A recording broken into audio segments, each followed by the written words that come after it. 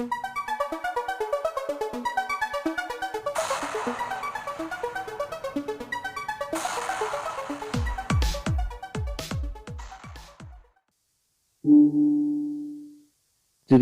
iki dialami dhewe déning pangat tanggaku.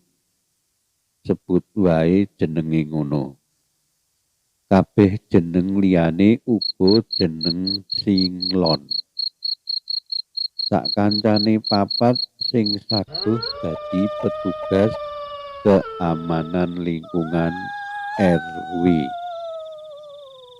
Wengine sansaya nglangut. Swasana mamring, udan salah mangsa sing cipluk wengi iku lagi wae gelem leren. Bebarengan karo terange udan. Rembulan sing lagi separo metungul ing tengah langit merga mendung putih sing ngaling-alingi rembulan mau. Sumingkir katiup angin wengi, kala-kala keprungu asu jegok saka kadohan. Kasela swarane manuk kolik sing saut-sautan karo manuk tuhu sing sapa ing tengah wengi. Emoh keri kukuk beluk ya melu-melu ngrambul mamerake swarane sing antep. Kuwawa ngeterke jagat raya sing saya nambah tintriming wengi iku. Guk guk guk guk guk culik culik tuh culik culik tuh her her her lup gancir uga padha ngentir ngeres-eresi ati.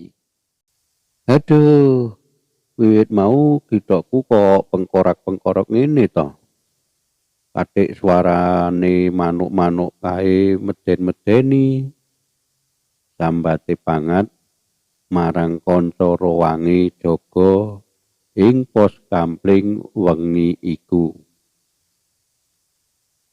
Kowe keling-kelingen Mbah Din rinten sing awan mau lagi wae dikubur ayake? Ditakoni kanca liyane. Jujur iya, katik saiki malem jemuah kliwon sisan. Wangsulane pangat sinambi ngusapi keringet sing dleweran ing gulune. Lah nek malam jemuah kliwon ndang arep enek apa? Nyalimu kok cuwili mengat, ujare kanca rondo liyane. Jare wong-wong ngono kae nek malam jemuah kliwon ngene iki akeh barang alus sing padha kluyuran, ujare pangat wedi. Alah, jare sapa? Wong nyatane awake dhewe jaga bareng pendak bengi nganti pirang-pirang wulan kok ya ora tau kepethuk barang alus. Durung tutuk anggone padha omong-omong wis keprungu kemlontange jam tembok sing dipasang ning pos kampling kono sing nuduhake yen wancine wis tabuh 12:30 wengi. Wayahe rondo. Dayus menehi odo-odo marang kanca liyane. Wong limo menyat ngadeg ora lali padha nyaut sentolup lan kentongan bumbung sing wiwit mau diglethake ning lungguhan gerdu. Sinambi klothekan wong limo mider mubeng lingkungan RW.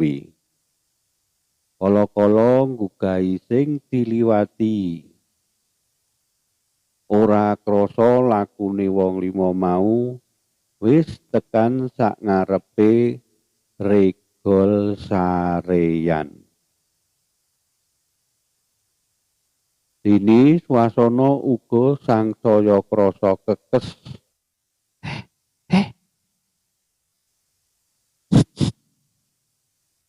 Dumadakan jiran cluluk karo ngendhek lakune kanca kancane. Ngopo Ran? Rungokno to? Kandhane jiran karo nengklengake kupinge goleki asale swara bengok-bengok sing wose njaluk tulung.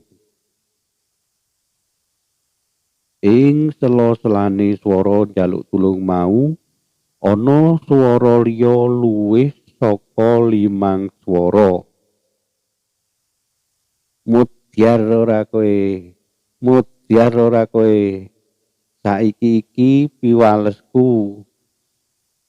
Aduh, aduh, kapok aku. Wis kapok aku. Swara mau keprungu bola-bali.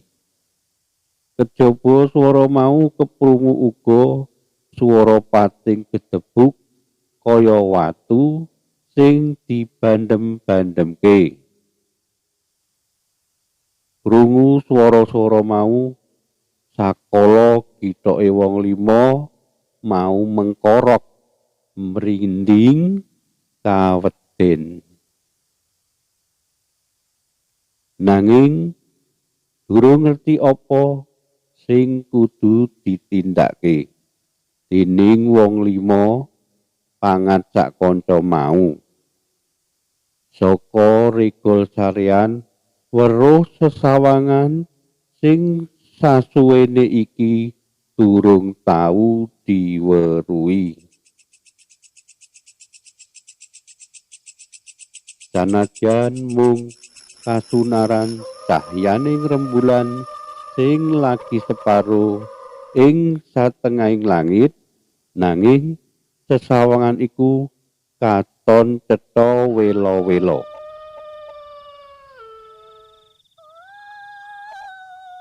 Katon ing tengah kuburan sesawangan memper uwong sing kuru-kuru arahine putut padha mbandemi sawijining kubur. Malah rumangsane jiran sesawangan memper uwong mau ana sing memper adine Mbah Din Renten. Kejaba iku ana uga sing rupane memper tangga sing wis seda ndisiki sedane Mbah Din Renten sing awan mau lagi wae dikubur. Lunga siji ganti liyane. Sesawangan rerupan uwong pucet-pucet mbandemi kubur sinambi bengok-bengok. Mudhar kowe. Kaselan swara sambat njaluk tulung saka njeron kubur. Lumaku nganti wanci jago kluruk kaping pindho. Matuk subuh. Wong 5 padha ngoplok arep mlayu ora kuwagang, sikil abot kaya dibanduli watu item sak gumuk gedene. Sesawangan mau ilang musna bebarengan swaraning azan subuh sing ngumandang saka langgar RT sacedhake papan palereman kono mau. Kadadéyan iku ora mung dumadi ing tengah wengi sik ngepasi malem Jemuah Kliwon mau. Nanging wengi candhake uga ana wong sing omahe cedhak sareyan mau mrangguli kedadian sing padha karo sing dialami dening pangat sak kanca. Kabar bab kedadian ing kuburan sing diweruhi dening pangat sak kancane lan warga liyane cepet sumebar ing desane. Desa dadi geger, Pak Lurah sing waskita enggal nglumpukke sesepuh lingkungan sing sabanjure pangat sak kanca jaga uga diajak sonjo menyang sarean lan miturut krentek atine langsung njujuk kuburane Mbah Saridin. Saibo kagete para sepuh mau merangguli kubure Mbah Saridin amblong. Lemah sing maune meduduk ngurugi kubur nyisih nyang sakiwa tengene kubur.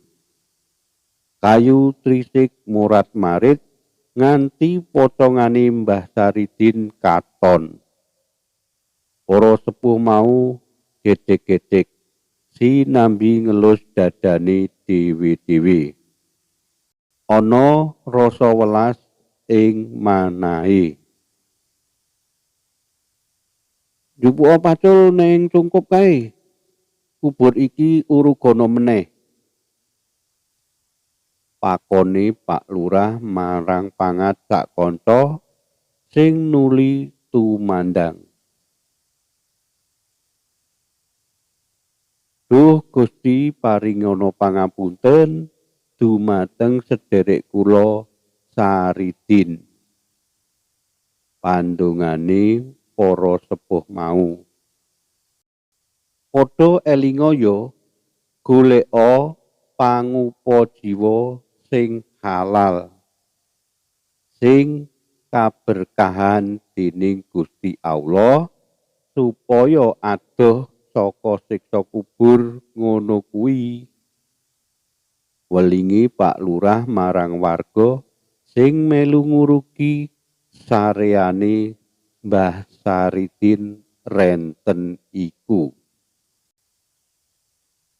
Lebar iku kabar sing sumebar kuburane Mbah Din renten amblong, mayite Mbah Din renten dipiloro dening wong-wong sing matine ngenes merga kediret utang marang Mbah Din klebu jenate adine dhewe.